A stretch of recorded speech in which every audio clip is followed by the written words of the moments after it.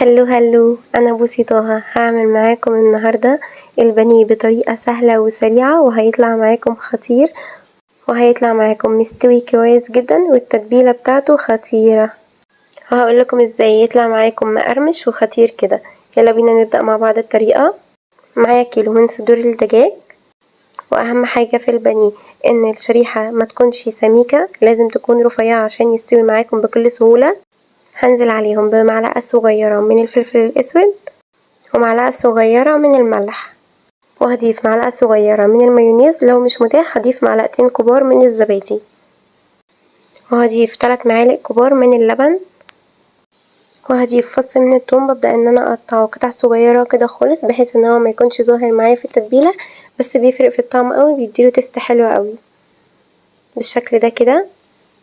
وهنزل عليهم بمعلقة كبيرة من البصل البودر، ونص معلقة صغيرة من البهارات المشكلة، وهبدأ بقى ان انا اقلبهم كويس جدا كده مع بعض لحد ما كلهم كده ياخدوا من التتبيلة كده ويشربوا من بعضهم.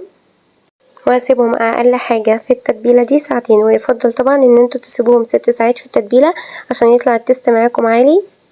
ده بيبقى حجم القطعة وشكلها، والسمك بتاعها بيبقى رقيق مش تخين خالص عشان يستوي معاكم بكل سهولة.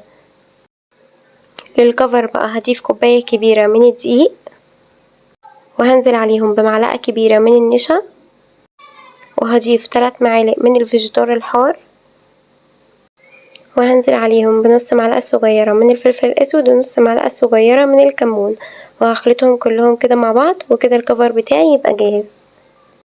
بعد ما سبت البانيه في التتبيلة لمدة 6 ساعات، هبدأ انزل كده عليهم ببيضة، وهقلبهم كويس جدا مع بعض لحد ما كل البانيه كده احس ان هو اتغلف كده بالبيض معايا. ببدأ ان انا اخد قطعة البانيه بالشكل ده كده، وببدأ ان انا اضيف عليها كده معلقتين من الدقيق كده بايدي عليها من فوق الاول لحد ما تتغطى كويس جدا من تحت وفوق. وبعد كده ببدأ اضغط عليها كده بايدي كويس جدا لحد ما احس ان خلاص الدقيق مسك فيها بالشكل ده كده. بفضل اضغط عليها بايدي كده كتير علشان خاطر الدقيق يلزق فيها كويس جدا، والطبقة ما تفكش معايا في الزيت. وبعد كده بنفضها كويس جدا عشان خاطر الزيادات كلها تنزل معايا بالشكل ده. خطوة مهمة جدا، اول ما بخلصها من الدقيق بنزلها على طول في قلب الزيت، ولازم يكون سخن كويس جدا علشان خاطر ما تعملش معايا طبقة كده، وما تيجوا تحطوها في الزيت تفك منكم. لازم اول ما تخلصوها في الدقيق تنزل في الزيت على طول. في البداية اول دقيقتين بتكون درجة الحرارة بتكون عالية معاكم، بتكون اخدت اللون، وبعد كده بتوطوا درجة الحرارة على المتوسط علشان خاطر ما يتحرقش منكم ويستوي كويس. ولازم الطاسة اللي انتوا تكونوا بتقلوا فيها لازم تكون واسعة، وما تحطوش كمية بانيه كتير علشان خاطر يستوي معاكم كويس ويكون واخد مساحته. ولازم يكون فيها كمية من الزيت كويسة علشان خاطر يستوي معاكم كويس وما يتحرقش منكم.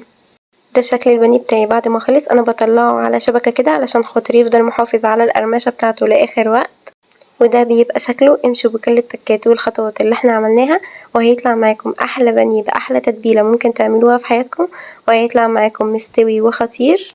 الوصفة المنقذة بجد، في اي وقت قدموه بقى بالشكل اللي انتوا بتحبوه.